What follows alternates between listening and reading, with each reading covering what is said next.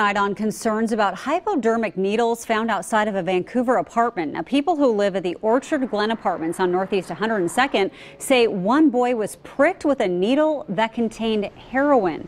Well, Ken Body went to get answers today from the managers of that property. And Ken, what do they have to say?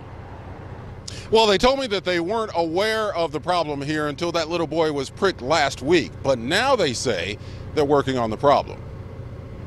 Well, I want to talk to you about the hypodermic needle. I'm going to talk to you. You're on private property. You need to leave. That's the reception we got Tuesday at the Orchard Glen Apartments when we tried to ask about tenants finding several hypodermic needles on the property.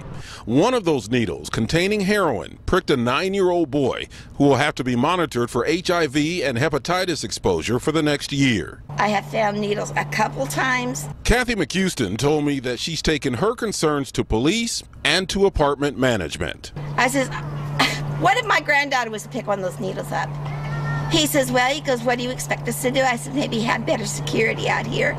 I took those concerns to the property managers, Quantum Residential in Vancouver. Come on back. All right. Yeah. He took me to Quantum Residential President Gary O'Connell, who declined to go on camera, but told me we take this situation very seriously. We were not aware of the situation until last week. We need to determine where those needles come from, and we will be conducting resident surveys to help determine a course of action. O'Connell also pointed out that there's a park across the street and a homeless shelter next door. Clark County Sheriff's deputies tell me they are familiar with Orchard Glen, a lower-income apartment complex, but not for reports of hypodermic needles.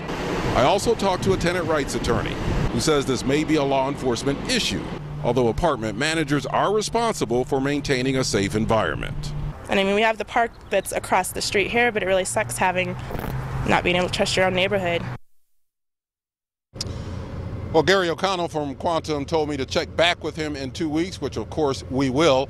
I also just heard from Clark County Sheriff's Office, and they say that patrol deputies are now aware of this issue, so they will be paying more attention to that apartment complex. Also, they say that if any more needles are found, residents should call 911 so a deputy can come out and dispose of it safely. Don't touch those things. Live in Vancouver, Ken Body, KOIN 6 News.